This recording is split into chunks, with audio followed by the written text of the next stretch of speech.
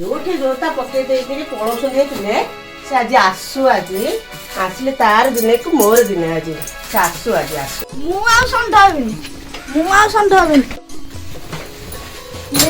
ହେବିନି ଯାହାକୁ ଯାହା ଯୋଗ୍ୟ ସେ ପାଇବା କଥା। ତୋ ଯୋଗ୍ୟ ଅନୁସାରେ ତୁ ପାଇବୁ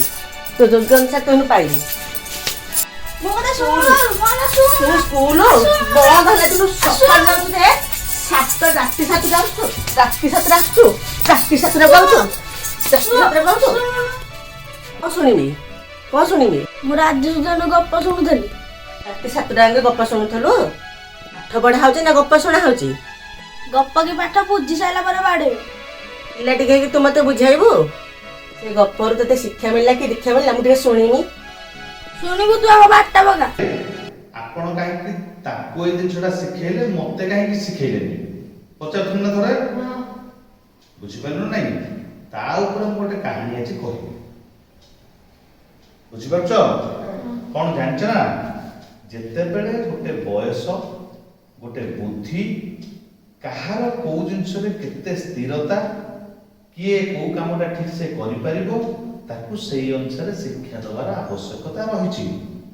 କିନ୍ତୁ ଆମେ ଯଦି ସମସ୍ତଙ୍କୁ ଗୋଟେ ପ୍ରକାର ଶିକ୍ଷା ଦେଇଦବା ସ୍ତର ନ ଜାଣି ତାହେଲେ ବେଳେ ବେଳେ ବହୁତ ଅସୁବିଧାର ସମ୍ମୁଖୀନ ହେବାକୁ ଆମକୁ ପଡ଼ିବ। ଏମିତି ଗୋଟେ କାହାଣୀ କହିବି। କେମିତି ଉପଯୁକ୍ତ ବୁଦ୍ଧି ନଥାଇ ଗୋଟେ ପିଲା ଶିକ୍ଷା ନେବାରୁ କେତେ ଯେ ହଇରାଣ ହେଲା ସେ ବିଷୟରେ ଗୋଟେ କାହାଣୀ କହିବି। ତମେ ଶୁଣିବ ତ? ଥରେ ଜଣେ ଋଷି ଗୁରୁକୁଳ ଆଶ୍ରମରେ ରହୁଥିଲେ। ତାଙ୍କର ଅନେକ ଛାତ୍ରଛାତ୍ରୀ ଥିଲେ। ସେ ଛାତ୍ରଛାତ୍ରୀଙ୍କୁ ସେ ଉତ୍ତମ ମାନର ଶିକ୍ଷା ପ୍ରଦାନ କରୁଥିଲେ। ପାଠ ସହିତ ବିଭିନ୍ନ ପ୍ରକାର ଶାଠ ମଧ୍ୟ ଶିକ୍ଷା ଦେଉଥିଲେ। ଏଇ ଯେମିତି ବିଲରେ ଚାଷ କରିବା, ବଣରୁ ସମିଧ ସଂଗ୍ରହ କରିବା, ଏମିତି ଅନେକ ଶିକ୍ଷା ସେ ପାଠ ସହିତ ଦେଉଥିଲେ। ଏବଂ ପିଲାମାନଙ୍କର କିଏ କୋଉ କାମ କରିବାକୁ ଉପଯୁକ୍ତ ତାକୁ ସେଇଭଳି ଶିକ୍ଷା ମଧ୍ୟ ଦେଉଥିଲେ। ଥରେ କଣ ହେଇଛି କ୍ଲାସରେ ସେ ସମୟରେ 2 ଜଣ ଛାତ୍ର ଭଲ ପାଠ ପଢୁଥିଲେ କିନ୍ତୁ ଜଣେ ଶାନ୍ତ ଶିଷ୍ଟ ନମ୍ର ସ୍ୱଭାବ, ଆଉ ଜଣେ ଛାତ୍ର ଦ୍ରୁତ ତରତର ଚଙ୍ଗଚଙ୍ଗ, ପ୍ରତି କାମକୁ ନ ବୁଝି ସାଙ୍ଗେ ସାଙ୍ଗେ କରିଦେବ ଇଚ୍ଛା କରିଥାଏ।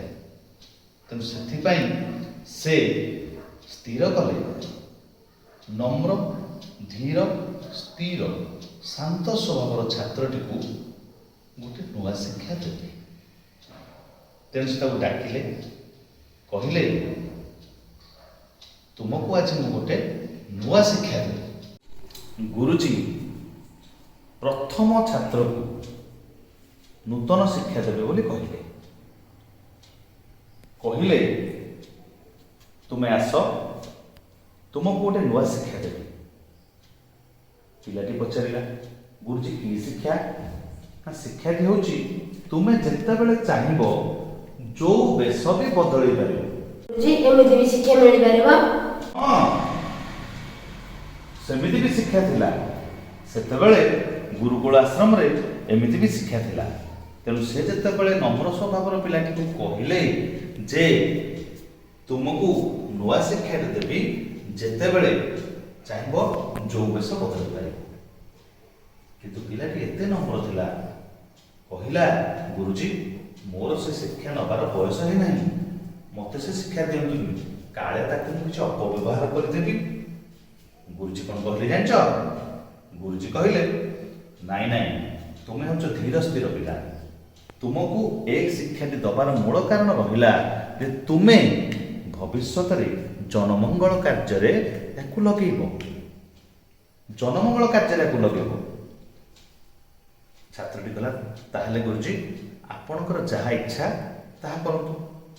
ଗୁରୁଜୀ ତାକୁ ସେ ଶିକ୍ଷାଟି ଦେଲେ। 1 ମାସ ଧରି 1 ଓଳି ଖାଇବାକୁ ପଡ଼ିଲା, ଅନେକ ଶ୍ଲୋକକୁ ମନେ ରଖିବାକୁ ପଡ଼ିଲା, ଅନେକ ସାଧନା କରିବାକୁ ପଡ଼ିଲା।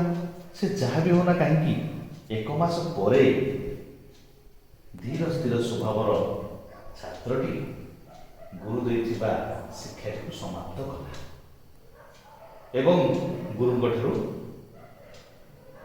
ଆଶୀର୍ବାଦ ଭିକ୍ଷା କଲା। ଗୁରୁ ତାକୁ ଆଶୀର୍ବାଦ ଦେଲେ, ତୁମେ କେବଳ ଏକ ଶିକ୍ଷାଟିକୁ ଜନମଙ୍ଗଳ କାର୍ଯ୍ୟରେ। କାଳକ୍ରମେ କଣ ହେଲା ଜାଣିଛ ନା, ଆର ଶିଷ୍ୟଟି ଯେତେବେଳେ ଦେଖିଲା ଯେ ଗୁରୁଜୀ କିଛି ଶିକ୍ଷା ତାକୁ ଦେଲେ, ସେ ବି ପାଠରେ କିଛି କମ୍ ନୁହଁ, ସେ ବି ଭାରି ବିଚକ୍ଷଣ ବୁଦ୍ଧି ସମ୍ପନ୍ନ, କିନ୍ତୁ ଦ୍ରୁତ, ଚଙ୍ଗଚଙ୍ଗ, ତରତର। ତେଣୁ ତାହାର କିନ୍ତୁ ବହୁତ ଇଚ୍ଛା ହେଲା ଯେ ଗୁରୁଜୀ ତାକୁ କଣ ଶିକ୍ଷା ଦେଇଦେଲେ, ମତେ କାହିଁ ଦେବେନି।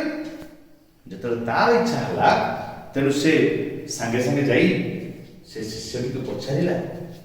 ପ୍ରଥମ ଶିଷ୍ୟଟିକୁ ପଚାରିଲା ବା ତା ସାଙ୍ଗକୁ ପଚାରିଲା, ଗୁରୁଜୀ କି ଶିକ୍ଷା ଦେଲେ କି? ଏ ତ ଅତି ସରଳ ଶାନ୍ତ ସ୍ୱଭାବର ପିଲା। ସାଙ୍ଗେ ସାଙ୍ଗେ କହିଲା ଯେ ଗୁରୁଜୀ ମତେ ବେଶ ବଦଳେଇବା ଶିକ୍ଷା ଦେଲେ, ମାନେ ମୁଁ ଯେତେବେଳେ ଚାହିଁବି ଯୋଉ ବେଶ ବଦଳେଇ ପାରିବି। ଏମିତି ଶିକ୍ଷା ମୋର ତ ଶିଖିବାର ଅଛି। ତୁମେ ଯଦି ଶିଖିବାକୁ ଚାହୁଁଛ ତାହେଲେ ତୁମେ ଗୁରୁଙ୍କର ପରାମର୍ଶ ନେଇପାର। ଏକଥା ତାର ବନ୍ଧୁ ଜଣକ ତାକୁ କହିଲେ ବା ପ୍ରଥମ ଶିଷ୍ୟ ତାକୁ କହିଲେ। ଦ୍ୱିତୀୟ ଶିଷ୍ୟର ମନ ଆଉ ସ୍ଥିର ଧରିଲାନି, ଖାଲି ତରତର। ତେଣୁ ଗୁରୁଜୀକୁ ଯାଇ କହିଲା ଯେ ତାକୁ ଯୋଉ ଶିକ୍ଷା ଦେଇଛ ମତେ ସେ ଶିକ୍ଷା ଦିଅ। ଗୁରୁଜୀ କହିଲେ ତୁମେ ସେ ଶିକ୍ଷା ଏବେ ନେଇପାରିବନି, ତୁମ ମନ ସ୍ଥିର ନାହିଁ, ତେଣୁ ତୁମେ ସେ ଶିକ୍ଷାକୁ ଏବେ ନେଇପାରିବ ନାହିଁ। ଏକଥା ଯେତେବେଳେ କହିଲେ, ଦ୍ୱିତୀୟ ଶିଷ୍ୟର ମନଟି ଅସ୍ଥିର, ଭାରି ବ୍ୟସ୍ତ, ରାତି ଆଉ ଠିକରେ ଶୋଇପାରିଲାନି। ମଧ୍ୟରାତ୍ର, ରାତ୍ର 12ଟା ସମୟ ଉଠିଲା। ଗୁରୁଙ୍କ ଆଶ୍ରମରେ ଥିବା ଆଟୁ ଉପରେ ସବୁ ପୋଥି ଥୁଆ ହେଇଥାଏ, ସମସ୍ତେ ଶୋଇ ପଡ଼ିଥାନ୍ତି। ଉଠିଲା, ସେ ପୋଥିକୁ ଆଣିଲା, ଆଣି ରାତିରେ ପଢ଼ିଲା। ଯେହେତୁ ବୁଦ୍ଧି ଆଉ ଜ୍ଞାନରେ କିଛି କମ୍ ସେ ନୁହଁ, ତେଣୁ ସେ ପଢ଼ିଲା ପରେ ସେଇ ବେଶ ବଦଳାର ମନ୍ତ୍ରଟିକୁ ସେ ଦେଖିଲା। ତାପରେ ସେ ମନ୍ତ୍ରଟିକୁ ସେ ଜପ କରିବା ପାଇଁ ସେଇଭଳି ସାଧନା କଲା। ବିନା ଗୁରୁରେ ସେ ସାଧନା କରିବାକୁ ଲାଗିଲା। 1 ମାସ 1 ବକ୍ତ ଖାଇବା, ଅର୍ଥଦୋଷାୟ, କଠିନ ପରିଶ୍ରମ। 1 ମାସ ପରେ ସେ ବି ସେ ଜ୍ଞାନକୁ ଅର୍ଜନ କରିବାରେ ସଫଳ ହୋଇଗଲା। ଜ୍ଞାନକୁ ଅର୍ଜନ କରିବାରେ କଣ ସଫଳ ହୋଇଗଲା। ଯେତେବେଳେ ସଫଳ ହୋଇଗଲା, ତାପରେ କଣ କରିଥିବ କହିଲ? ଯେହେତୁ ସେ ଚଙ୍ଗଚଙ୍ଗ ଧୃତ, ତେଣୁ ଥରେ ସନ୍ଧ୍ୟାବେଳ ସମୟରେ ସମସ୍ତେ ଯାଇଛନ୍ତି ବଣକୁ। ଏଇ ସମୟରେ ସେ କଣ କଲା, ସେ ଦେଖିଲା ଯେ ଏଇ ବିଦ୍ୟାଟିକୁ ମୁଁ ବର୍ତ୍ତମାନ ପ୍ରୟୋଗ କରେ। ସବୁ ସାଙ୍ଗମାନଙ୍କୁ ଡରେଇ ଦେବି। ତେଣୁ ସାଙ୍ଗେ ସାଙ୍ଗେ ସେ କଣ କଲା ଜାଣିଛ ନା, ସେ ସାଙ୍ଗେ ସାଙ୍ଗେ ଗୋଟେ ଷଣ୍ଢ ହେଇଗଲା। ଯେମିତି ସେ ଷଣ୍ଢ ହେଇଯାଇଛି ଏବଂ ତାର ବନ୍ଧୁମାନଙ୍କୁ ମାରିବାକୁ ପଡ଼ିଲା। ତାର ବନ୍ଧୁମାନଙ୍କୁ ମାରିବାକୁ ପଡ଼ିଲା। ତେଣୁ ବନ୍ଧୁମାନେ ହଠାତ୍ ଗୋଟେ ଷଣ୍ଢ କୁଆଡ଼େ ଆସିଲା ଦେଖି ଡରି ଯେ ଯା ବାଟରେ ପଳେଇଗଲେ। ଇଏ ଦ୍ରୁତ ଶିଷ୍ୟଟି ଏତେ ଖୁସି ହେଇଯାଇଥିଲା ଯେ ତାର ଷଣ୍ଢରୁ ଆଉ ମଣିଷ ହବା ମନ୍ତ୍ରଟିକୁ ସେ ଭୁଲିଗଲା। ଷଣ୍ଢରୁ ମଣିଷ ହବା ମନ୍ତ୍ରଟି ସେ ଭୁଲିଗଲା। ଭାରି ଟେନସନ ହେଇଗଲା, ସେ ମନେ ମନେ ଭାରି ବ୍ୟସ୍ତ ହେଇଗଲା। କଣ କରିବ କିଛି ଚିନ୍ତା କରିପାରିଲାନି। ସନ୍ଧ୍ୟା ବେଳକୁ ବେଳ ଉପନୀତ ହଉଥାଏ, ଭୋକ ଲାଗିଲା। ଯେହେତୁ ସେ ଷଣ୍ଢ ହେଇଛି, ମଣିଷ ଭଳି କଣ ଆଉ ଖାଦ୍ୟ ଖାଇବ? ସେ ଘାସ କିମ୍ବା ନଡ଼ା ଖାଇବ। ତେଣୁ ସେ ଜଣକ ବିଲକୁ ନଡ଼ା ଖାଇବା ପାଇଁ, ଘାସ ଖାଇବା ପାଇଁ ଗଲା। ଯେମିତି ସନ୍ଧ୍ୟା ସମୟ ଉପନୀତ ହେଲା, ତାକୁ ଭୋକ ଲାଗିଲା। ଷଣ୍ଢ ତ ଆଉ, ସେ ତ ଷଣ୍ଢ ହେଇଯାଇଛି। ମଣିଷ ହେଇଥିଲେ ସିନା ମଣିଷ ଖାଦ୍ୟ ଖାଇଥାନ୍ତା। ଷଣ୍ଢ ଯେହେତୁ ହେଇଛି, ସେ ଘାସ କିମ୍ବା ନଡ଼ା ଖାଇବ। ତେଣୁ ସେ ଜଣକ ବିଲରେ ବସିଲା। ଆଗରୁ ଜଣେ ସେ ବିଲରୁ ଧାନ ଖାଇଦଉଛି ବୋଲି ସେ ଜଗୁଆଳି ଜଗିକି ବସିଛି। ବିଲର ମାଲିକ ଜଗିକି ବସିଛି। ଏଇ ସମୟରେ ଇଏ ଯେତେବେଳେ ଖାଇବାକୁ ଗଲା, ତାକୁ ସେ ପିଟିଲା। ମାଡ଼ ଖାଇକି ବିଚରା କଣ କରିବ, ସେଠୁ ଦୌଡ଼ି ଦୌଡ଼ିକି ଆସିଲା। ତାପରେ ଗୋଟେ ଗାଁରେ ବସିଲା।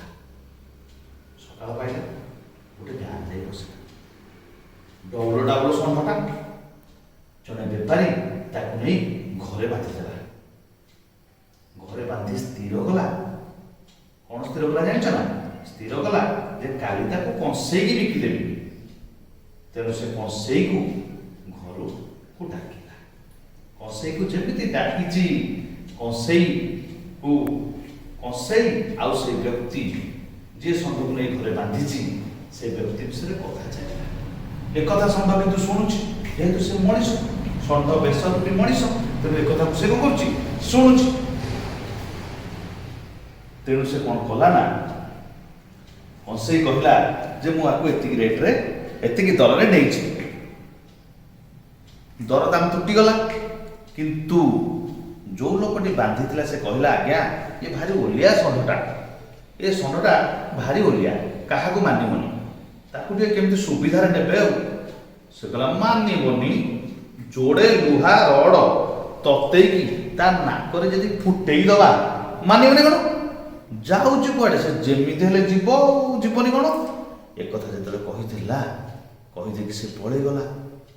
ଇଏ ଦ୍ୱିତୀୟ ଶିଷ୍ୟ ତ ଷଣ୍ଢ ହେଇଛି, ଯେତେବେଳେ ଏକଥା ଶୁଣିଲା ଯେ ଗରମ କରିକି ଦିଟା ରଡ଼ ନାକରେ ପୁରା ହବ, ସେ ପୁରା ଛାନିଆ ହେଇଗଲା।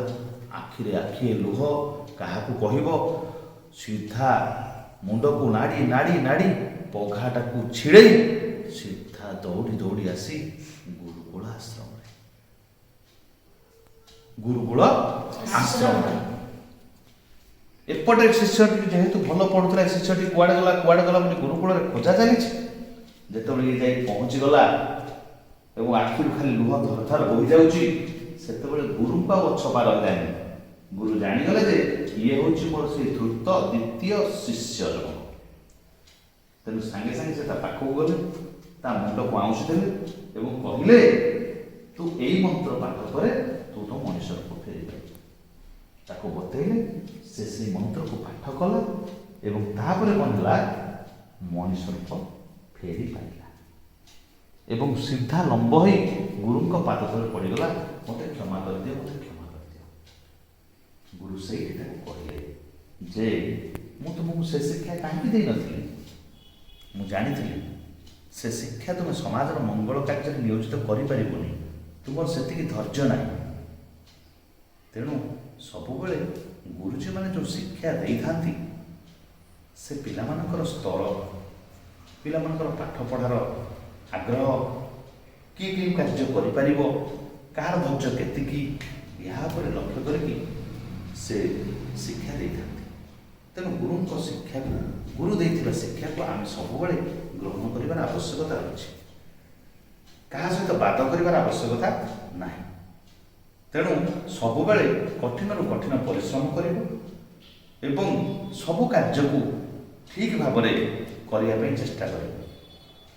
କେମିତି ଲାଗିଲା? ଆଜିର ଗପଟି କେମିତି ଲାଗିଲା? ଭଲ ଲାଗିଲା।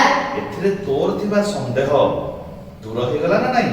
ତୁ ଯୋଉ କହୁଥିଲୁ ଗୁରୁଜୀ ଆପଣ ତାକୁ ଦେଇଥିବା ଶିକ୍ଷାଟି ମତେ କାହିଁ ଦେଲେନି, ଏବେ ତୁ ବୁଝିପାରିଲୁ ତ? ମୁଁ କ'ଣ ଭାବିକି ତାକୁ ଗୋଟେ ଶିକ୍ଷା ଦେଇଥିଲି ଯୋଉଟା କି ତତେ ଦେଇନାହିଁ, କିନ୍ତୁ ତତେ କିଛି ଶିକ୍ଷା ଦେବି ଯୋଉଟା ତାକୁ ବି ଦେବି ନାହିଁ। ତେଣୁ ପିଲାମାନଙ୍କର ସ୍ତର ଦେଖି ମୁଁ ଶିକ୍ଷା ଦଉଛି, ବୁଝିଲ? ହଉ, ଆଜିର ଗପଟିକୁ ଆମେ ଏଇଠି ସାରିବା। ଏଥର ମୁଁ ବୁଝିଗଲି। ଆପଣ ଯେମିତି ଶିକ୍ଷା ଦେବେ ମୁଁ ତାକୁ ଗ୍ରହଣ କରିବି। ଗପ ମାଧ୍ୟମରେ ଗୁରୁଜୀ ଏତେ ଶିକ୍ଷା ଦୀକ୍ଷା ଦଉଛନ୍ତି। ବୁଝିଲି ତ, ଯୋଗ୍ୟ ଅନୁସାରେ ବାଡ଼ୁଥିଲୁ ପରା, ଏବେ ବାଡ଼ା। ମୋ ପୁଅଠୁ ମୋ ଗପ ମାଧ୍ୟମରେ କିଛି ଶିଖିଲି, ଆପଣମାନେ ଏଥର ଶିଖିଲେ ତ? ଯାହାକୁ ଯାହା ଶିକ୍ଷା ଗୁରୁଜୀ ଦଉଛନ୍ତି, କିନ୍ତୁ ଆମ ଭଳି ବାପା ମାଙ୍କର ବୁଝାମଣା ହେଲା ଭୁଲ। ଠିକ କହିଲି ନା?